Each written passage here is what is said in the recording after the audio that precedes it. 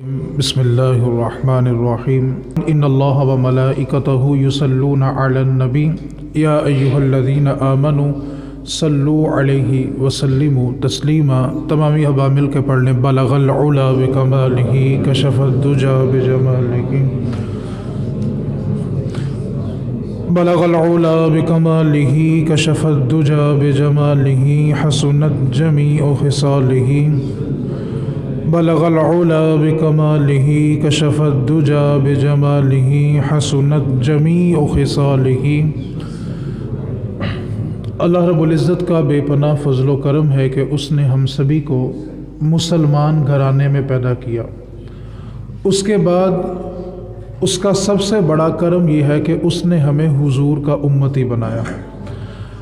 نبی اکرم نور مجسم صلی اللہ علیہ وآلہ وسلم نے ارشاد فرمایا، جب میت کو قبر میں دفن کرتے ہیں تو فرشتے قبر کی دیوار چیر کر قبر میں داخل ہوتے ہیں اور مردے کو جھڑک کے اٹھاتے ہیں اور اس سے 3 سوال پوچھے جاتے ہیں۔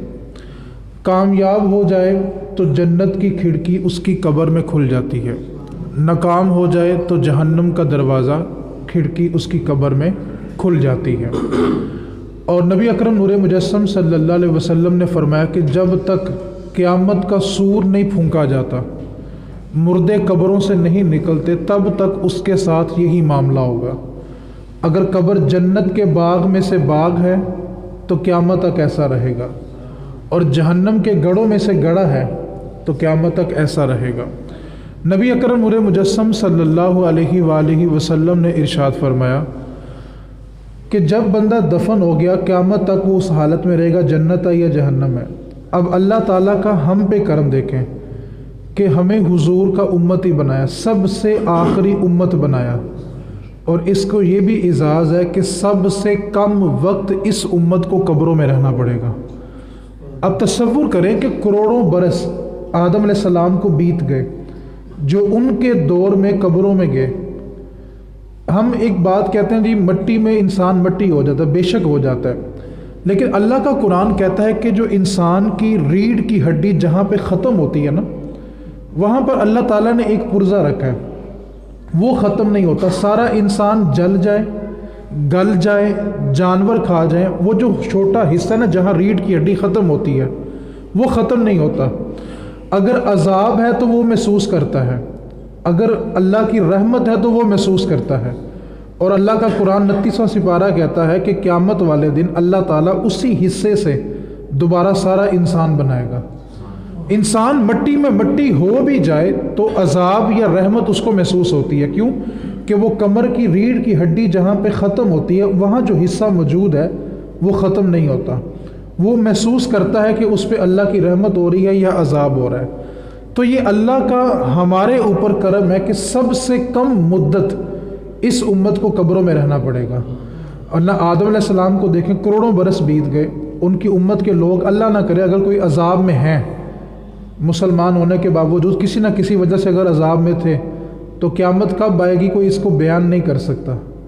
تو یہ اللہ کا ایک کرم ہے، حضور کی ہم پہ شفقت ہے کہ سب سے کم مدت اس امت کو قبروں میں رہنا پڑے گا۔ آج ہمارا جو ماہانہ درس ہوتا ہے اس مسجد میں وہ بھی ہے، اور ساتھ غالباً ختم چیلم بھی ہے، تو میں دونوں کے حوالوں سے چند ایک گزارشات پیش کرتا ہوں۔ قرآن مجید کی میں نے ایک آیت مقدسہ تلاوت کی ہے۔ ہم ایک جملہ بولتے ہیں پنجابی میں کہ جتھوں دی مٹی، پھر بولیں جتھوں دی مٹی اوتھے جا پہنچے۔ جیسے کوئی بندہ بیرون ملک جاتا ہے اور وہاں پر اس کا وصال ہو جائے تو بعض اوقات اس کو وہیں پہ دفن کر دیا جاتا ہے، تو ہم ایک جملہ بولتے ہیں یار جتھوں دی مٹی سی نا بندہ اتھے پہنچ گیا ہے۔ یہ صرف پنجابی کا جملہ نہیں ہے، جو میں نے قرآن پاک کی آیت تلاوت کی ہے، اللہ فرماتا ہے ہم نے تمہیں مٹی سے بنایا، پھر ہم تمہیں اسی مٹی میں لٹائیں گے، اور قیامت کے دن تمہارا پھر اسی مٹی سے تمہیں اٹھائیں گے۔ اب یہ ایک کلیہ ہے کہ جس زمین کے حصے سے انسان کے لیے مٹی لے کے اس انسان کو بنایا جاتا ہے نا، مرنے کے بعد اس انسان کو وہیں پہ دفن کیا جاتا ہے، وہ وہیں پہ دفن ہوتا ہے جس حصے سے مٹی لے کے اس انسان کو بنایا جاتا ہے۔ جس وقت آدم علیہ السلام کو بنانے کا اللہ تعالیٰ نے ارادہ فرمایا تو اللہ تعالیٰ نے جبریل امین کو زمین پر بھیجا کہ جبریل جاؤ زمین سے مٹی لے کر آؤ، میں نے آدم بنانا ہے۔ جبریل امین زمین پر اترے، زمین سے ایک مٹھی بھر مٹی لی، جب مٹی اٹھائی نا تو باقی مٹی نے اور زمین نے رونا شروع کر دیا کہ اس کو ہم سے جدا نہ کر۔ تو جبریل امین کو بڑا ترس آیا، بڑا رحم آیا، آپ نے اس مٹی کو وہیں پہ چھوڑا اور خالی ہاتھ اللہ کی بارگاہ میں چلے گئے۔ اللہ رب العزت نے پوچھا جبریل تمہیں مٹی لانے کے لیے بولا تھا، انسان تخلیق کرنا ہے، گارا بنانا ہے، انسان بنانا ہے، تو مٹی نہیں لائے؟ جبریل امین عرض کرتے ہیں مالک و مولا مٹی لینے گیا تھا، مٹی اٹھائی بھی تھی، لیکن باقی مٹی نے رونا شروع کر دیا، زمین نے رونا شروع کر دیا کہ ہم سے جدا نہ کر اس کو، تو مجھے رحم آیا، میں چھوڑ کے آ گیا۔ اللہ رب العزت نے پھر میکائیل کو بھیجا، میکائیل جاؤ زمین سے مٹی لاؤ، آدم کو تخلیق کرنا ہے، انسان بنانا ہے۔ میکائیل زمین پہ اترتے ہیں، مٹی اٹھاتے ہیں، پھر وہی معاملہ ہوتا ہے، باقی مٹی رونا شروع کر دیتی ہے اور زمین رونا شروع کرتی ہے۔ میکائیل کو بھی ترس آتا ہے، وہ مٹی چھوڑتے ہیں اور خالی ہاتھ اللہ کی بارگاہ میں چلے جاتے ہیں۔ پھر اللہ تعالیٰ ڈیوٹی لگاتا ہے اسرائیل کی کہ اسرائیل جاؤ زمین سے مٹی لے کے آؤ۔ اسرائیل زمین پہ اترتے ہیں، مٹھی میں مٹی لیتے ہیں، باقی زمین روتی ہے، مٹی روتی ہے، لیکن اسرائیل چھوڑتے نہیں ہیں اور وہ مٹی لے کے اللہ کی بارگاہ میں چلے جاتے ہیں۔ جا کے مٹی پیش کی، اللہ رب العزت نے پوچھا اسرائیل جب مٹی اٹھائی تو کیا ہوا؟ عرض کرنے لگے مالک و مولا جب میں نے مٹی اٹھائی تو باقی مٹی روئی، زمین بھی روئی کہ ہم سے جدا نہ کر۔ تو پھر عرض کی مالک و مولا تیرا حکم تھا، میں نے تیرے حکم کو دیکھا، زمین کو مٹی کو روتا ہوا نہیں دیکھا، اور جو تیرا حکم تھا اس کو پورا کر دیا، میں مٹی لے کے تیری بارگاہ میں حاضر ہو گیا ہوں۔ تو اس وقت اللہ رب العزت نے حکم ارشاد فرمایا اسرائیل سے کہ اسرائیل جب دنیا بن جائے گی، انسان بن جائیں گے، جب بھی کسی کی روح قبض کرنی ہوگی تو تیری ڈیوٹی ہوگی، کیوں کہ باقی روتے بھی رہیں گے تو چھوڑ کے نہیں آئے گا۔ تو یہ ڈیوٹی اسرائیل کی اس وجہ سے لگی کہ جب انسان بنانے کے لیے مٹی اٹھائی تو باقی مٹی روئی لیکن چھوڑا نہیں، تو اللہ رب العزت نے روح قبض کرنے کی ڈیوٹی بھی اسرائیل کی لگا دی۔ اب اس آیت پہ توجہ کرنی ہے۔ اللہ فرما رہا ہے کہ جس حصے سے ہم تمہیں پیدا کریں گے پھر اسی حصے میں تمہیں لٹائیں گے اور پھر قیامت کے دن دوبارہ تمہیں وہیں سے اٹھائیں گے۔ اب ایک کلیہ سمجھ میں آ گیا کہ زمین کے جس حصے سے مٹی لے کے انسان بنایا جاتا ہے، زمین کے جس حصے سے مٹی اٹھائی جائے اور انسان بنایا جائے۔ آج ابن آدم میں کوئی خوش مزاج ہے، کوئی تلخ مزاج ہے، کوئی بہت زیادہ کڑوا ہے، اپنی اپنی طبیعتیں ہیں۔ اس کی وجہ یہ ہے کہ جب اسرائیل نے زمین سے مٹی اٹھائی تھی نا تو وہ مٹی 60 قسم کی تھی، اس 60 قسم کی مٹی سے آدم علیہ السلام کو تخلیق کیا گیا۔ جب وہ مٹی 60 قسم کی تھی نا تو آج آدم کی اولاد میں مزاج بھی مختلف ہیں، کیونکہ جس مٹی سے آدم علیہ السلام کو بنایا گیا وہ مختلف قسم کی تھی۔ تو اس لیے ہر انسان کی اپنی طبیعت ہوتی ہے، اپنا مزاج ہوتا ہے۔ اب یہ کلیہ سمجھ آیا کہ زمین کے جس حصے سے مٹی لے کے انسان بنایا جاتا ہے اس کو وہیں پہ دفن کیا جاتا ہے۔ اب آپ تھوڑی سی توجہ کریں گے تو آپ کو بات سمجھ آئے گی۔ زمین کے جس حصے سے مٹی اٹھا کے میرے نبی کریم صلی اللہ علیہ وآلہ وسلم کو بنایا گیا ہے، اسی جگہ سے مٹی اٹھا کے اللہ نے ابو بکر بھی بنایا ہے، عمر فاروق بھی بنایا ہے، وہ اسی حصے سے بنے ہیں، آج بھی مصطفیٰ کے ساتھ موجود ہیں۔ نبی کریم صلی اللہ علیہ وسلم نے جناب صدیق اکبر سے بڑی اپنائیت کا اظہار فرمایا ہے۔ نبی کریم صلی اللہ علیہ وسلم فرماتے تھے کہ جب بھی مجھے کوئی صحابی مال دیتا تھا نا، وہ غزوے کے لیے ہو، غریبوں کی مدد کرنے کے لیے ہو، مساجد بنانے کے لیے ہو، تو میں نے ہر صحابی کا مال بڑی احتیاط اور بڑی امانت کے ساتھ اس کو استعمال کیا ہے، لیکن ایک ابو بکر ہے جس نے جب بھی مجھے مال دیا ہے میں نے ہمیشہ اپنا سمجھ کے استعمال کیا ہے، کہ ابو بکر کا مال اپنا ہی مال ہے۔ ایک دن نبی کریم صلی اللہ علیہ وسلم نے نا فجر کی نماز پڑھائی، صحابہ کی طرف رخ کیا اور ایک جملہ ارشاد فرمایا صحابہ وقفے وقفے سے ملا کرو، دیر بعد ملا کرو، اس سے محبت بڑھتی ہے۔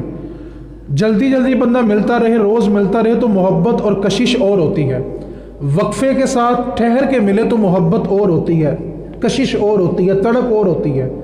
اب حضور نے صحابہ کو جملہ ارشاد فرمایا کہ صحابہ وقفے وقفے سے ٹھہر ٹھہر کے ملا کرو، اس سے محبت بڑھتی ہے۔ سارے صحابہ نے یہ جملہ سنا، یہ جملہ ابو بکر صدیق نے بھی سنا۔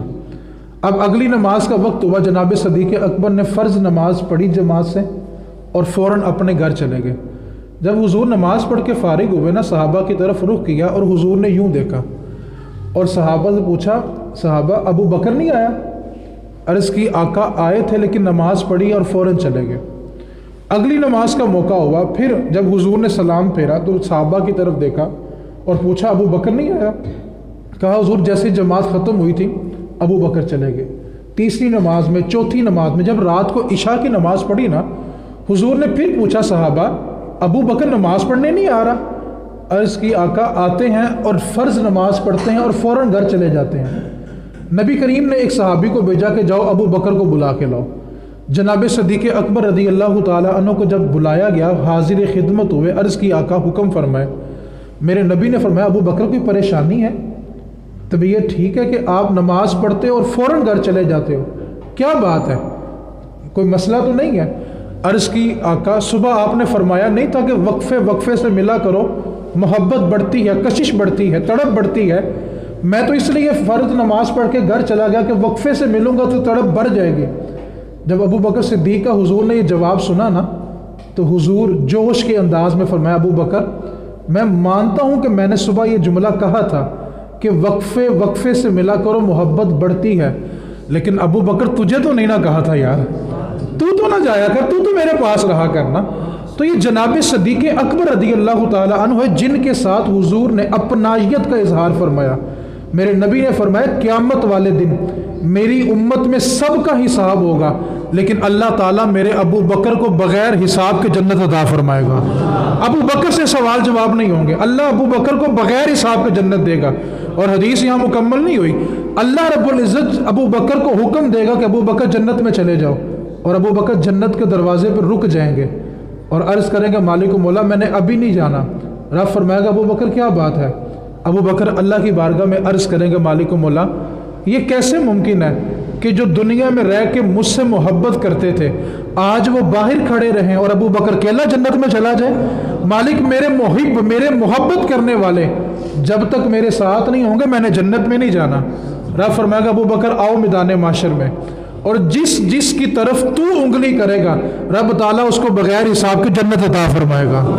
اور حضور نے فرمایا میدان معاشر میں 2 تخت لائے جائیں گے، دائیں طرف تخت لگایا جائے گا، اس پہ حضرت ابراہیم خلیل اللہ جو جد امجد ہے رسول اللہ صلی اللہ علیہ وسلم کے، ان کو بٹھایا جائے گا، اور اللہ کے عرش کے اوپر دوسرا تخت لگایا جائے گا جو مجھ محمد صلی اللہ علیہ وسلم کے لیے ہوگا، اور دونوں تختوں کے درمیان ایک کرسی لگائی جائے گی، اور اللہ حکم دے گا کہ ایک طرف ابراہیم ہے ایک طرف محمد ہے، درمیان والی کرسی پہ ابو بکر صدیق کو بٹھاؤ۔ اور میرے حضور نے فرمایا کہ ابو بکر قیامت والے دن انبیاء کی طرح لوگوں کی شفاعت کرے گا۔ تو یہ جناب صدیق اکبر رضی اللہ تعالی عنہ ہے کہ جن کے ساتھ حضور نے اپنائیت کا اظہار فرمایا۔ کسی بھی انسان کو 4 چیزیں بڑی عزیز ہوتی ہیں، وہ اپنی زندگی میں ان 4 چیزوں کو بڑا محبوب رکھتا ہے، اپنی جان کو، اپنے مال کو، اپنی اولاد کو اور اپنے وطن کو۔ یہ 4 چیزیں انسان کو بڑی عزیز ہوتی ہیں۔ جناب صدیق اکبر رضی اللہ تعالی عنہ نے 4 کی 4 حضور پہ قربان کی۔ مال کا موقع آیا تو گھر میں ایک سوئی بھی نہیں چھوڑی، اور کرتے کے بٹن بھی اتار کے رسول اللہ کی بارگاہ میں پیش کر دیے، اور کانٹے لگا کے کرتا سی لیا، اپنا مال بھی حضور پہ قربان کیا، حضور پہ اپنی اولاد بھی قربان کی۔ ابو بکر صدیق یہ مسئلہ جانتے تھے کہ جب نبی دنیا سے پردہ فرما لیتے ہیں تو نبی کی بیوی کا نکاح پھر کسی اور سے نہیں ہوتا۔ ابو بکر صدیق یہ مسئلہ بھی جانتے تھے جب رسول اللہ کا وصال ہوگا میری بیٹی جوان ہوگی۔ جناب صدیق اکبر یہ مسئلہ بھی جانتے تھے کہ عرب کا رواج ہے کہ جب کوئی عورت بیوہ ہوتی ہے تو اس کو گھر نہیں بٹھایا جاتا بلکہ اگلی جگہ اس کا نکاح کیا جاتا ہے۔ یہ سب کچھ جاننے کے باوجود کہ میری بیٹی دوبارہ زندگی میں کسی سے نکاح نہیں کر سکے گی، حضور پردہ فرمائیں گے تو میری بیٹی جوان ہوگی، یہ بھی جانتے تھے کہ عرب کا معاشرہ ایسا ہے کہ بیوہ بیٹی گھر میں بٹھائی نہیں جاتی۔ سب کچھ جاننے کے باوجود جناب صدیق اکبر نے اپنی صاحبزادی حضور کے نکاح میں دی ہے، اپنی اولاد بھی حضور پہ قربان کی، اپنے وطن بھی قربان کیا، جان بھی قربان کی، غار ثور میں جان دی، اور وطن کیسے قربان کیا؟ ایک دن نبی کریم صلی اللہ علیہ وسلم نے جناب صدیق اکبر سے فرمایا تھا ابو بکر ان قریب ہجرت کا حکم آنے والا ہے اور ہم نے مکہ چھوڑ کے یثرب یعنی مدینے میں چلے جانا ہے اور تم نے تیار رہنا ہے، کسی بھی وقت حکم آنے والا ہے۔ اب جناب صدیق اکبر نے رسول اللہ صلی اللہ علیہ وسلم کا یہ جملہ سنا اور اپنے گھر چلے گئے۔ اب جس رات ہجرت کا حکم نازل ہوا، اللہ تعالیٰ نے حکم دیا کہ محبوب آپ مکہ چھوڑیں اور مدینے کی طرف چلے جائیں۔ رسول اللہ صلی اللہ علیہ وسلم نے اپنے بستر پہ مولا علی کو لٹایا اور بتایا کہ علی میں مدینے جا رہا ہوں، تم صبح امانتیں واپس کرنا اور تم پھر مدینے آ جانا۔ یہاں پر ایک جملہ بڑا توجہ طلب ہے۔ ہم ہر مرتبہ یہ بات تو سنتے ہیں کہ امانتیں لٹانا اور پھر مدینے آ جانا۔ آپ اندازہ تو کریں کہ وہ لوگ جو رسول اللہ صلی اللہ علیہ وسلم کو نبی نہیں مانتے تھے، جان کے دشمن تھے، سخت مخالف تھے، لیکن وہ اتنا ضرور جانتے تھے کہ یہ امانت میں خیانت نہیں کرتا، یہ جھوٹ نہیں بولتا، یہ حضور کا کردار تھا۔ تلوار کے ساتھ جنگ فتح ہو سکتی ہے، علاقے فتح ہو سکتے ہیں، لیکن انسان ہمیشہ کردار سے فتح ہوتے ہیں۔ رسول اللہ نے اعلان نبوت کے لیے اپنا کردار پیش کیا تھا۔ اب جناب رسول اللہ صلی اللہ علیہ وسلم نے مولا علی کو بستر پہ لٹایا اور ابو بکر صدیق کے گھر سیدھا چلے گئے کہ ابو بکر کو ساتھ لوں اور مدینے جانا ہے۔ بڑی توجہ سے جملہ سننا ہے۔ جب رسول اللہ ابو بکر صدیق کے دروازے پہ پہنچے نا، دستک دینے لگے، دستک دی نہیں، ابو بکر نے دروازہ پہلے کھول دیا اور تیار کھڑے ہیں۔ میرے نبی نے فرمایا ابو بکر تم تیار کھڑے ہو، تمہیں کس نے بتایا کہ ہجرت کرنی ہے؟ یہ بات صرف میں جانتا ہوں، مجھے ابھی ابھی جبریل نے آ کے پیغام دیا کہ رب فرما رہا ہے کہ مکہ چھوڑ جائیں، اور میں نے صرف یہ بات علی کو بتائی ہے کہ میں مکہ چھوڑ کے مدینے جا رہا ہوں، اور علی تو میرے گھر پہ موجود ہے، تو پھر تمہیں کیسے پتا چلا کہ ہم نے ابھی مکہ چھوڑنا ہے، مدینے جانا، اور تم تیار کھڑے ہو، سواری بھی تمہاری تیار ہے، تم خود بھی تیار کھڑے ہو، کیا بات ہے؟ تو سنیے وطن کیسے قربان کیا۔ بندہ مکہ مدینہ بھی گھوم آئے نا، اس جیسی جگہ کائنات میں نہیں ہے، لیکن جیسے اپنے وطن میں داخل ہوتا ہے تو آب و ہوا میں سکون ہی الگ ہوتا ہے۔ وطن سے انسان کو بڑی محبت ہوتی ہے، اپنی مٹی سے انسان کو بڑی محبت ہوتی ہے۔ ابو بکر صدیق عرض کرنے لگے آقا آپ نے ایک دن کہا نہیں تھا ابو بکر تیار رہنا، آپ نے ایک دن کہا تھا ابو بکر تیار رہنا، میں تو اس دن کا تیار کھڑا ہوں کب میرے نبی کا حکم آئے میں مکہ چھوڑ کے مدینے کو چلا جاؤں۔ تو جناب صدیق اکبر رضی اللہ تعالی عنہ کے ساتھ جو حضور نے اپنائیت کا اظہار فرمایا، اس بات کو یاد رکھیں، حضور کا ہر صحابی ہمارے لیے آسمان کے ستاروں کی طرح ہے۔ میرے نبی نے فرمایا اصحابی کالنجوم فبأیہ مقتدیتم اہتدیتم، میرا ہر صحابی ستارے کی مانند ہے، کسی ایک کے بھی پیروی کرو گے تم ہدایت پا جاؤ گے۔ آج لوگ فضیلت اور افضلیت سمجھنے سے قاصر ہیں، آج لوگوں کو فضیلت اور افضلیت سمجھ نہیں آ رہی۔ پوری امت کا اس بات پر اتفاق ہے کہ ابو بکر صدیق رضی اللہ تعالی عنہ انبیاء کے بعد سب سے زیادہ فضیلت والے ہیں۔ حدیث سنیں آپ کا ایمان تازہ ہو جائے گا۔ نبی کریم صلی اللہ علیہ وسلم نے مدینے سے باہر ایک قبیلہ تھا، گاؤں تھا، دیہات تھا، وہاں نا دو گروہوں کی آپس میں نا لڑائی ہوگی، جھگڑا ہوگا، بڑا شدید جھگڑا ہو گیا۔ حضور ایک دن صبح بیدار ہوئے، نماز فجر کے بعد نکلے اور اس قبیلے کی نا صلح کروانے کے لیے حضور چلے گئے۔ مدینے سے قریب ہی ایک دیہات تھا، وہاں پہ دو گروہ تھے، ان کے آپس میں جھگڑا تھا، حضور صلح کروانے چلے گئے۔ اب حضور کو واپس آتے آتے تاخیر ہو گئی کہ ظہر کی نماز کا وقت ختم ہو گیا، حضور کو آتے آتے تاخیر ہو گئی، صلح کرواتے کرواتے دیر ہو گئی۔ جب حضور واپس مدینے آئے نا تو بڑی توجہ کے ساتھ حضور کا سوال سننا ہے۔ حضور نے آ کے صحابہ سے پوچھا صحابہ تم نے نماز پڑھ لی ہے؟ عرض کی آقا جی نماز پڑھ لی ہے۔ سوال تھا نماز کا، پوچھا، بات ختم ہو جانی چاہیے تھی۔ پھر حضور نے پوچھا صحابہ تم نے نماز پڑھی ہے تو جماعت کس نے کروائی تھی؟ ایک صحابی کھڑے ہوئے، عرض کی آقا جماعت عمر بن خطاب رضی اللہ تعالی عنہ نے کرائی ہے۔ بات ختم ہو جاتی۔ اب حضور کا تیسرا سوال توجہ سے سننا ہے۔ فرمایا جماعت عمر نے کروائی تھی؟ جی آقا جماعت عمر نے کروائی تھی۔ کہا اس وقت ابو بکر کہاں تھا؟ اگر جماعت عمر نے کروائی ہے تو ابو بکر کہاں تھا؟ عرض کی آقا ابو بکر نے جماعت کے ساتھ نماز پڑھی ہے۔ تو حضور کا جملہ بڑی توجہ کے ساتھ سننے والا ہے، جن کو آج دمادم مست کلندر سمجھ نہیں نہ آ رہا، توجہ کے ساتھ بات سنیں۔ حضور نے فرمایا جماعت عمر نے کروائی اور ابو بکر نے جماعت سے نماز پڑھی، عمر کو یہ ہمت ہی کیسے ہوئی کہ ابو بکر کے ہوتے ہوئے وہ مصلی پہ کھڑا کیسے ہو گیا؟ جب ابو بکر موجود تھے تو عمر مصلی پہ کیسے کھڑا ہوگا؟ حضور نبی اکرم صلی اللہ علیہ وسلم نے اپنی حیات ظاہریہ کے اندر جناب صدیق کو اپنا مصلی سپرد کیا ہے۔ جناب صدیق اکبر نے 17 نمازیں حضور کی زندگی میں صحابہ کو پڑھائی ہیں۔ اس کے علاوہ اور کسی صحابی کو یہ شرف حاصل نہیں ہے کہ حضور کے ہوتے ہوئے انہوں نے صحابہ کو جماعت کروائی ہو مسجد نبوی کے اندر۔ یہ صرف جناب صدیق اکبر رضی اللہ تعالیٰ عنہ کو شرف حاصل ہے۔ آج افضلیت سمجھ نہیں آ رہی، آج عجیب نعرے، سٹیج اہل سنت کا، پیسہ اہل سنت کا، عوام اہل سنت کی، اور شعر اور عقیدے اور قصیدے راضیوں کے پڑھے جا رہے ہیں۔ عجیب تماشا ہو گیا۔ پوری امت کا اس بات پر اتفاق ہے کہ دمادم مست کلندر ابو بکر دا پہلا نمبر۔ فضیلتیں سب کی اپنی جگہ، اہل بیت اطہار کہ جہاں پہ قدم لگے اس کے نیچے جو ذرے آئے ہیں نا، اس ذرے کا کروڑواں حصہ بھی ہونا تو ہم میں سے کسی کی حیثیت نہیں ہے کہ اس ذرے کا بھی مقابلہ کر سکے۔ لیکن افضلیت صدیق اکبر رضی اللہ تعالیٰ عنہ کی ہے۔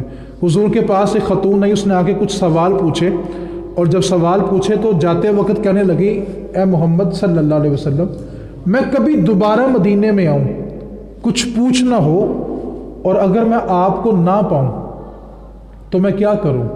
توجہ کے ساتھ جملہ سننا ہے۔ میں دوبارہ مدینے میں آؤں اور اگر آپ کو نہ پاؤں تو کیا کروں؟ یعنی اس کا اشارہ حضور کے ظاہری وصال کی طرف تھا۔ حضور نے فرمایا کہ تم دوبارہ کبھی مدینے آؤ اور مجھے نہ پاؤ تو میرے بعد میرے ابو بکر کو مل لینا۔ حضور خود رہنمائی کر رہے ہیں کہ میرے بعد ملنا ہے تو ابو بکر کو ملنا ہے۔ حضور نے زندگی میں ایک ہی حج کیا، حج کے بعد خطبہ حجت الوداع دے رہے ہیں، اور حضور نے آیت پڑھی جو اس وقت موقع پہ نازل ہوئی، قرآن کی آخری آیت، الیوم اکملت لکم، کہ آج دین تمہارے لیے مکمل ہو گیا۔ صحابہ خوشی کا اظہار تھا کہ آج ہمارے لیے دین مکمل ہو گیا۔ ہر صحابی خوش ہے کہ آج دین مکمل ہو گیا، دین مکمل ہو گیا، بڑی خوشی کی بات ہے۔ ہر صحابی خوش ہے، اور جناب صدیق اکبر کی آنکھوں میں آنسو ہیں۔ وہ حضور کا مزاج کس قدر جانتے تھے۔ ابو بکر صدیق کی آنکھوں میں آنسو ہیں۔ ایک صحابی نے پوچھا، جناب صدیق آج تو خوشی کا دن ہے کہ ہمارا دین مکمل ہو گیا ہے، حضور نے ہمیں خوشخبری سنائی ہے کہ دین مکمل ہو گیا اور آپ کی آنکھوں میں آنسو ہیں۔ تو جناب صدیق حضور کی ذات سے کتنی واقفیت رکھتے تھے۔ فرمانے لگے، صحابہ تم یہ خوشی تو دیکھ رہے ہو کہ دین مکمل ہو گیا، تم یہ کیوں نہیں سوچ رہے جب دین مکمل ہو جاتا ہے تو پھر اللہ کا نبی دنیا سے رخصت بھی ہو جاتا ہے۔ یہ حضور کے وصال کا اشارہ ہے کہ اب دین مکمل ہو گیا ہے۔ حضور نے مسجد نبوی کے اندر بیٹھے بیٹھے نا جملہ ارشاد فرمایا کہ اللہ تعالیٰ نے، کسی بندے کا نام نہیں لیا، اللہ تعالیٰ نے اپنے کسی بندے کو اختیار دیا ہے کہ وہ دنیا میں رہ لے یا واپس اپنے رب کے پاس آ جائے۔ اب سب صحابہ نے یہ الفاظ سنے اور صدیق اکبر نے رونا شروع کر دیا۔ تو صحابی نے کہا، آپ کیوں روتے ہیں؟ فرمایا، تمہیں سمجھ نہیں آئی؟ حضور اپنے وصال کی طرف اشارہ کر رہے ہیں کہ اللہ رب العزت نے محبوب کو اختیار دیا ہے۔ اس واسطے جناب صدیق اکبر رضی اللہ تعالیٰ عنہ نا ایک دن فجر کی نماز حضور کے پیچھے پڑھتے ہیں۔ حضور نے نماز کے بعد نا صحابہ سے پوچھا، صحابہ تم میں سے آج روزہ کس نے رکھا ہے؟ اب جناب عمر فاروق کہتے ہیں کہ میں نے رات کو نیت کی تھی کہ صبح روزہ رکھنا ہے، لیکن کسی سبب سے میں نہیں رکھ سکا، کسی وجہ سے مجبوری سے روزہ نہیں رکھ سکا۔ تو جناب صدیق اکبر کھڑے ہوئے، عرض کی، آقا میں نے روزہ رکھا ہے۔ حضور نے اگلا سوال کیا، تم میں سے آج مریض کی عیادت کس نے کی ہے؟ تو جناب عمر فاروق کھڑے ہوئے، عرض کی، آقا ابھی تو فجر پڑی ہے، ابھی یہاں سے باہر نکلیں گے، کسی کو ملیں گے، پھر کسی بیمار کا حال پوچھیں گے۔ تو میرے نبی نے فرمایا، ابو عمر تم تھوڑا صبر نہیں کر لیتے؟ تم تھوڑا صبر نہیں کر لیتے؟ ابھی یہ بات چل رہی تھی کہ ابو بکر صدیق کھڑے ہوئے، عرض کی، آقا میں جب صبح فجر کی نماز پڑھنے کے لیے گھر سے نکلا تھا تو مجھے پتہ چلا کہ عبد الرحمن بن عوف بڑے بیمار ہیں، تو میں پتہ لینے کے لیے ان کے گھر چلا گیا تھا، اور میں فجر پڑھنے سے پہلے مریض کا حال پوچھ کے آیا ہوں۔ اب حضور نے تیسرا سوال کیا، تم میں سے آج مسکین کو کھانا کس نے کھلایا؟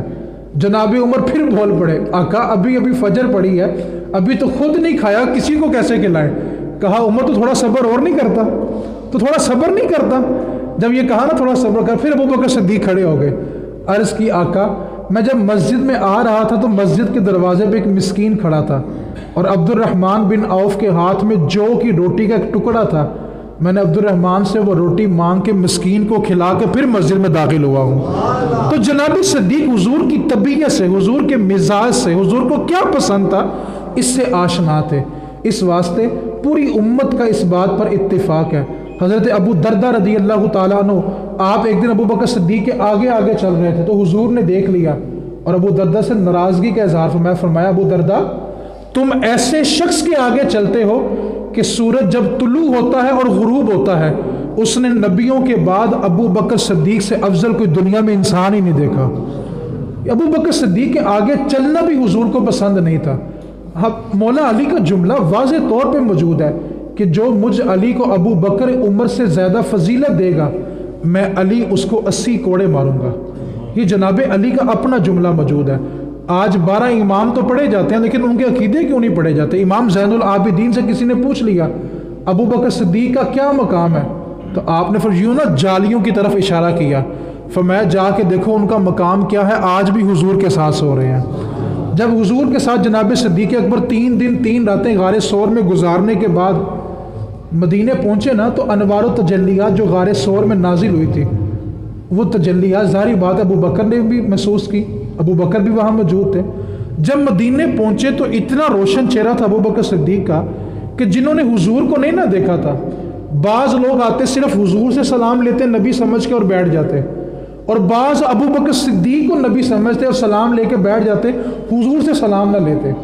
تو ابو بکر صدیق کو بڑا ملال ہوا کہ حضور کے ہوتے ہوئے کوئی مجھ سے سلام لے اور میرے نبی سے سلام نہ لے. اب آپ ایسی ترکیب سوچ رہے ہیں کہ میں کوئی ایسی ترکیب کروں تاکہ آنے والے کو پتہ چلے کہ غلام کون ہے اور آقا کون ہے. جناب صدیق اکبر کھڑے ہوئے، اپنا امامہ کھولا. دھوپ بڑی سخت تھی، بڑی سخت گرمی تھی. امامہ کھول کے نا چادر کھول کے حضور کے سر پہ سایہ کر کے کھڑے ہو گئے تاکہ آنے والے کو پتہ چلے جس نے سایہ کیا ہوا ہے وہ غلام ہے اور جو سائے میں بیٹھا ہوا وہ آقا ہے. اب حضور بھی تو بدلہ دینے والے تھے نا. ابو بکر صدیق نے چند لمحوں کے لیے حضور پہ سایہ کیا تو حضور نے اتنا کرم فرمایا کہ ساری زندگی کے لیے قیامت تک کے لیے ابو بکر صدیق کے اوپر اپنے گنبد خضرا کا سایہ کر دیا ہے. تو جناب صدیق اکبر رضی اللہ تعالیٰ عنہ حضور کی طبیعت سے، آپ کے مزاج سے آشنا تھے، سمجھتے تھے کہ حضور کو کیا پسند ہے. اس واسطے آج جن کو ابو بکر اور عمر سمجھ نہیں نہ آتے ان کے لیے میرا ایک جملہ ہی کافی ہے. میں کہتا ہوں تم 1 سال گھوڑے نہ نکالو، 1 سال بیٹھ کے تم قرآن پڑھو، حدیث پڑھو، تمہیں اگلے سال ابو بکر بھی سمجھ آئے گا، عمر فاروق بھی سمجھ آئے گا. تم نے دین سیکھا سنوں سے ہے، اس لیے تمہیں ابو بکر سمجھ نہیں آیا، عمر فاروق سمجھ نہیں آیا. تم پڑھو قرآن. قرآن نے صرف ایک صحابی کا تذکرہ کیا ہے کہ جس کو اللہ کا قرآن صحابی کہتے ہیں، اس کا نام ابو بکر صدیق ہے. اس واسطے ابو بکر کو سمجھنا ہے یا عمر کو سمجھنا ہے تو وہ تمہیں قرآن پڑھ کے یا حدیث پڑھ کے سمجھ آنا ہے. میں کہتا ہوں کہ جب فتح مکہ ہوا مولا علی نے حضور سے یہ عرض کیا حضور یہ جو سب سے بڑا بت مکے کے صحن میں لگا ہوا ہے آپ میرے کندھوں پہ چڑھیں اور میرے کندھوں پہ چڑھ کے اس بت کو توڑ دیں. تو میرے حضور نے مولا علی سے کیا فرمایا تھا؟ علی تم نبوت کا بوجھ نہیں اٹھا سکتے. اور غار ثور کی رات ابو بکر صدیق حضور کو اپنے شانوں کے اوپر اٹھاتے ہیں اور غار ثور تک لے کے جاتے ہیں. جناب عمر علی سے فرمایا کہ تم نبوت کا بوجھ نہیں اٹھا سکتے اور ابو بکر حضور کا بوجھ، نبوت کا بوجھ اٹھا کے غار ثور کی طرف جا رہے ہیں. آج گھوڑے کو چوما جائے، اس کا جوٹھا کھایا جائے تو پوچھو بھئی گھوڑا کا اتنا ادب کیوں ہے؟ تو کہتے ہیں یہ گھوڑا امام علی مقام نے استعمال کیا تھا، یہ گھوڑا استعمال کیا تھا. نہیں جی، یہ ان کی نسل سے چلتا آ رہا ہے جس گھوڑے کے اوپر حسین نے سواری کی تھی.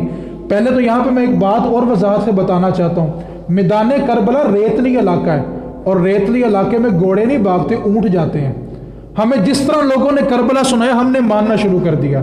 تھوڑا ہمیں نا عقل سے، شعور سے بھی کام لینا چاہیے. آج گھوڑے کا ادب کیوں ہے جی اس کے اوپر حسین نے سواری کی ہے. یہ اس گھوڑے کی نسل ہے جس پہ حسین نے سواری کی، ہم اس لیے چومتے ہیں. تو میں نے کہا تم اس گھوڑے کو اس لیے چومتے ہو کہ جس نسل سے ہے اس کے بڑے پہ حسین نے سواری کی، تو تم اس ابو بکر کو کیوں نہیں مانتے جس کے کندھوں کے اوپر خود رسول اللہ نے سواری کی ہے. آج حسین کے گھوڑے کی نسل چومتے ہو کہ حسین سوار ہوئے تھے. اور جس ابو بکر کے کندھوں کے اوپر حسین کا نانا سوار ہوا تھا تمہیں وہ ابو بکر سمجھ نہیں آتا؟ اس واسطے اس بات پر اپنا عقیدہ مضبوط رکھیں، دمادم مست کلندر ابو بکر دا پہلا نمبر، اس پہ ساری امت کا اتفاق ہے، اور مولا علی کا اپنا فتویٰ موجود ہے، جس نے مجھے ابو بکر سے زیادہ فضیلت دی میں اس کو 80 کوڑے ماروں گا۔ لہٰذا اس بات کو سمجھیں، اور چیلم کے لحاظ سے جو آج جس کے لیے آپ سب جمع ہوئے ہیں، صرف ایک جملہ کیا کہ میں اپنی گفتگو سمیٹ رہا ہوں، یہاں سے لے کے یہاں تک میرے سمیت، میں پہلے اپنی بات کرتا ہوں، یوں لینے سارے۔ میں جانتا ہوں کہ میرے کردار میں کیا چھپا ہوا ہے، اگر میں اپنے گریبان میں اتر جاؤں نا، آج اگر اللہ نے مجھے عزت دے دی ہے، لوگ میرا ادب کریں، میں اپنی سب کی بات کر رہا ہوں، گھر سے نکلیں تو لوگ ہمیں سلام کریں، جب ہم تنہائی میں جاتے ہیں نا، ایک گورا گزرا ہے کیتھولک، ٹھیک ہے، اس نے ایک بڑی خوبصورت بات کی ہے، وہ بد مذہبی ہے، لیکن اس نے ایک جملہ بولا ہے، اس نے کہا جو انسان کی تنہائی ہوتی ہے نا وہی اس کا ایمان ہوتا ہے۔ ہم سب جانتے ہیں کہ ہم اندر سے کیا ہے اور ہمارا ماضی کیا ہے، ہم نا باتوں باتوں میں لوگوں کے عیب کھولنا شروع کر دیتے ہیں۔ میرے نبی کا دین سنیں، حضور نے فرمایا کہ جب مردے کو غسل دینے لگو نا تو اس کے ارد گرد دونی دو، خوشبو زیادہ سے زیادہ، اگربتی آج کے دور میں آ گئی، ایئر فریشنر آ گیا، طرح طرح کی خوشبو آ گئی، پرانے وقتوں میں دونی ہوتی تھی، ٹھیک ہے۔ حضور نے فرمایا کہ مردے کو غسل دینے سے پہلے اس کے ارد گرد خوشبو پیدا کرو۔ کیوں پیدا کرو بھائی؟ تاکہ نہلانے والا جب نہلائے، اگر مردے میں کوئی عیب نکل آئے تو نہلانے والے کو بھی پتہ نہ چلے، اگر اس کے بدن سے بو آئے تو نہلانے والے کو بھی پتہ۔ آپ تھوڑی توجہ تو کریں یار، جو دین مرنے کے بعد کسی کا پردہ نہیں کھولتا، ہم زندگی میں کھول دیتے ہیں۔ دین تو مرنے کے بعد اس کا پردہ نہیں کھول رہا، ہم نے زندگی میں لوگوں کے پردے کھولنے شروع کر دیے۔ ڈر جائیں اس دن سے جس دن یہ ہمارا نامہ اعمال کھل گیا، خدا کی قسم لوگ سلام کرنا بھی چھوڑ دیں گے۔ ہم سب جانتے ہیں کہ ہماری جوانی کی راتیں کہاں گزری ہوئی ہیں، ذرا سی بات ہوتی ہے خاندان کے اندر دوسرے کا پردہ کھول دیتے ہیں۔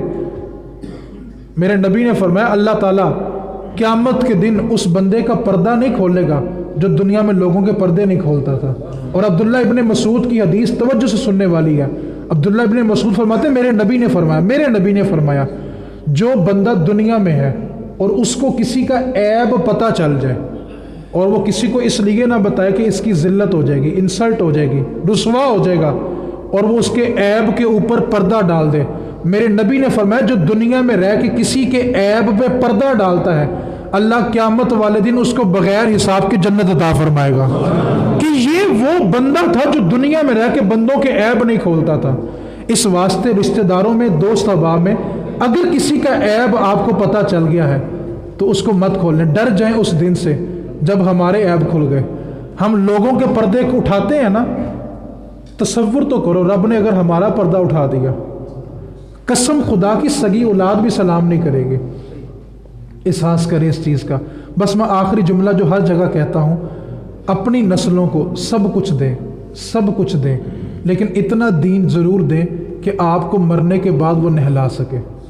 خدا کی قسم اس باپ نے زندگی میں کچھ نہیں کمایا جس نے کم از کم نہلانے والی اولاد نہیں کمائی۔ میں ایک جملہ کہتا ہوں، بس وہی کہہ کے میں دعا کی طرف جا رہا ہوں۔ باپ کا جب انتقال ہوتا ہے نا، توجہ کریں گے تو بات سمجھ آ جائے گی۔ جب باپ کا انتقال ہوتا ہے، بیٹے اللہ نے 3 دیے، 4 دیے، 2 دیے، وہ باپ کے نا سرانے پہ کھڑے ہوتے ہیں اور کسی کو ٹیلی فون کر کے کہتے ہیں یار آ کے ابو کو غسل تو دے دو۔ اوئے ہوئے، سوچو اس بندے نے کیا کمایا جس کو نہلایا بھی غیروں نے ہو۔ یہ جس اولاد پہ بڑا مان ہے نا، جس اولاد کی خاطر سگے بہن بھائی چھوڑ دیتے ہو، اسی اولاد کی بات کرنے لگا ہوں۔ 1000 روپیہ اجرت دے کے نا باپ کو غسل دلوایا جاتا ہے، اور جس اولاد پہ بڑا مان ہے، جس کی خاطر بہن بھائی چھوڑے ہوئے ہیں نا، مرد کے یا عورت کے کفن سے، ماں باپ کے کفن سے جو کپڑا بچ جاتا ہے نا، بعض کا چھوٹا ٹکڑا کبھی بچ جاتا ہے، کبھی مسلح بچ جاتا ہے، جس اولاد کی خاطر سب کچھ کر رہے ہو نا، یہ تو آپ کے کفن کا کپڑا بھی اپنے گھر میں نہیں رکھے گی، اس کو اس کپڑے سے خوف آئے گا۔ اور تیسری بات، جس صابن کے ساتھ باپ کو نہلایا جائے گا نا، اور بھائی تیرے بچوں نے تو وہ صابن بھی گھر میں نہیں رکھنا، اس کو صابن سے بھی خوف آنا ہے۔ کس طرف چل پڑے، کس گمان میں ہم گھوم رہے ہیں، جس اولاد پر اتنا مان ہے. آپ اپنے اپنے اندر اتر کے دیکھیں. میں اپنے اندر اتر کے دیکھتا ہوں کہ یار میری نسل آیا میرا جنازہ پڑھ سکتی ہے؟ یہ تو چیلم کے اوپر جا کے سالانہ ختموں میں اوپر جا کے مدرسوں سے پڑھے ہوئے قرآن لاتے ہیں. اللہ ماشاءاللہ اب تو مدرسوں میں قرآن بکنا شروع ہو گئے ہیں. جی 2000 روپے خدمت کرتے بچوں سے قرآن پڑھا دیں گے. کیا تم نے پیسے لے کے قرآن پڑھنے ہیں؟ شرم آنی چاہیے ان مولویوں کو بھی جو بیان کرنے سے پہلے، نعت پڑھنے سے پہلے، تقریر کرنے سے پہلے، تلاوت کرنے سے پہلے پیسے مانگتے ہیں. 10 سال تم نے مدرسوں میں فی سبیل اللہ پڑھا ہے، اور جب اس دین کو بیان کرنے کی باری ہے تو تم پیسے مانگتے ہو. شرم سے ڈوب کے مر کیوں نہیں جاتے یار؟ دین نے تمہیں ساری زندگی فری دیا ہے، اور جب اس دین کو تبلیغ کرنے کا موقع ہے تو تم اسی تبلیغ کے پیسے مانگنا شروع کر دیتے ہو. جس نسل پہ بڑا مان ہے نا، یہ مدرسوں سے پڑھے ہوئے قرآن لائے گی اور پیسے دے کے لائے گی. فیصلہ آپ کے ہاتھ میں ہے. مدرسے کا 1000 قرآن، میں انکار نہیں کر رہا اس کا، میری بات سے کوئی یہ تاثر نہ لے کہ شاید میں نے انکار کر دیا. ثواب ملتا ہے. انکار تھوڑا آپ بولیں نا سمجھ آ جائے گی. مدرسے کا پڑھا 1000 قرآن ایک پلڑے میں، اور جو سگے بیٹے نے ایک رکوع پڑھنا نا، قسم خدا کی باپ کو ٹھنڈ اسی سے پڑھنی ہے. اور پڑھے تو صحیح بیٹا، یار پڑھے تو صحیح. چیلم ہوتا ہے بیٹا با کے کبھی ادھر جا رہا ہے، کبھی ادھر جا رہا ہے، کبھی ادھر جا رہا ہے. اچھا مہمان سارے بیٹھ کے پڑھ رہے ہیں، اور جس کا باپ مرا ہے اس کو اس دن بھی پڑھنا نصیب نہیں ہوتا. اور بھائی چیلم کریں اپنی شان کے مطابق، استطاعت کے مطابق، طاقت کے مطابق جتنا چاہے دلائیں. میں انکار نہیں کر رہا، لیکن ہر سال ختم دلانے سے بہتر یہ ہے. دلائیں، میں پہلے بات منع نہیں کر رہا، دلائیں، لیکن باپ کو سکون بلا کس سے پڑھنا ہے؟ آپ 5 وقت اتحیات میں بیٹھے اور کہیں اللہ ربنا اغفر لی والی والدیہ، سونے اب مجھے بھی بخش دے، میرے ماں باپ کو بھی بخش دے. پھر دیکھیں ماں باپ کی قبریں روشن ہوتی ہیں کہ نہیں ہوتی. اور آخری جملہ آپ لوگوں کے لیے، ہم سب چیلم پہ آئے ہیں، پھل لے کے آئے ہیں. بولے تو صحیح یار، اور نہیں مانگتا بولو یار. لے کے آئے ہیں، جتنا قریبی رشتہ اتنا اچھا پھل. آپ فیصلہ کریں وہ پھل زندہ لوگوں نے کھانا ہے کہ مرنے والے نے؟ بولیں یار، زندہ کے لیے آئے کس کے لیے تھے؟ بولو نا یار. اور چیزیں لائے کس کے لیے؟ مرنے والے کے لیے. کیا لائے؟ خدا کی واسطے رسم و رواج سے باہر نکلو اور دین کی طرف چلو. جب کسی کو پھل دیتے ہیں تو ہم ساتھ اپنا ماشاءاللہ خوبصورت چہرہ بھی دکھاتے ہیں کہ فلاں انکل یہ لائے تھے. ہم تو جنازہ پڑھنے کے بعد مرنے والے کے بیٹے کو اس لیے نہیں ملتے کہ اس کا دکھ کم ہو، ہم اپنا چہرہ دکھانے کے لیے ملتے ہیں کہ پتہ چلے کہ تیرے باپ کا جنازہ پڑھنے میں بھی آیا ہوا ہوں. جب کسی کو پھل دینا ساتھ یہ بھی کہا کرے یار میں تیرے باپ کے لیے ایک بار کلو اللہ پڑھ کے لایا ہوں، ایک بار سورہ فاتحہ پڑھ کے لایا ہوں. کم از کم ہمارے جو عزیز چلے جاتے ہیں نا، ہماری باتوں سے ان کو بھی کچھ پہنچے. ہم نے ساری زندگی نا رسم و رواج میں گزار دی ہے، ہم نے دین کی طرف چلنے کی کوشش ہی نہیں کی یار. ساری زندگی ہم کیا کرتے ہیں؟ جنازے کے پیچھے خاموش کھڑے رہیں گے اور تصور کیا کرتے ہیں کہ ہمارے ایسے جنازے سے مرنے والے کو فائدہ ہو جائے گا. دین کہتا ہے انما الاعمال بالنیات. اور شکر کیا ادا کرتے ہیں؟ اللہ کا شکر ہے جنازہ اونچی آواز سے نہیں پڑھنا پڑتا، ورنہ ساتھ والے کو علم ہوتا کہ اس کو جنازہ پڑھنا بھی نہیں آتا. اور بھائی بندے کو پتہ چلے نہ چلے، رب تو جانتا ہے نا. ساری زندگی مرنے والوں کو دھوکہ دو تو ہمارے جنازوں میں لوگ فاتحہ پڑھ کے نہیں آئیں گے. جو سلوک کر رہے ہیں نا اس کے لیے ہم نے تیار بھی رہنا ہے. رسم و رواج سے باہر نکلیں، رسم و رواج سے باہر نکلیں.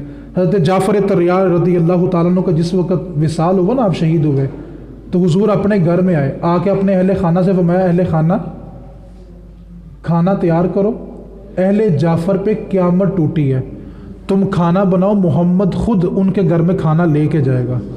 یہ میرے نبی کا دین ہے. اور ہم کس طرف جا رہے ہیں؟ جنازہ اٹھتے وقت جو بیٹیاں غم سے بے ہوش ہوتی ہیں نا کہ باپ چلا گیا ماں چلے گی، ٹھیک 2 منٹ کے بعد وہ پلیٹیں پکڑ کے کہہ رہی ہوتی ہیں آنٹی بیٹھو کھانا کھا کے جانا. اور جو بیٹا باپ کو دفن کر کے آیا، اپنی جنت اپنی ماں کو دفن کر کے آیا، وہ گلی کے کنارے آ کے کیا آوازیں لگا رہا ہے؟ سارے بھائی بیٹھو کھانا کھا کے جانا. یہ دین ہمیں کس نے سکھایا؟ میں انکار نہیں کر رہا، پہلے میری اس بات سے تاثر یہ لیں کہ اصالِ ثواب بالکل جائز ہے اور کھلا جائز ہے، لیکن یہ رسم و رواج جائز نہیں ہے جس طرف ہم چل پڑے ہیں. وہ باپ کو دفن کر کے آیا، ماں کو دفن کر کے آیا، اور آوازیں کیا لگا رہا ہے؟ بیٹھو کھانا کھا کے جانا. احساس کریں، رسم و رواج سے باہر نکلیں اور مرنے والوں کے لیے بھی کچھ کریں۔ اللہ کریم کی بارگاہ میں دعا، اللہ تعالی ہم سب کو صحیح معنوں میں دین سمجھ کر عمل کی توفیق عطا فرمائے۔ وما علینا الا البلاغ۔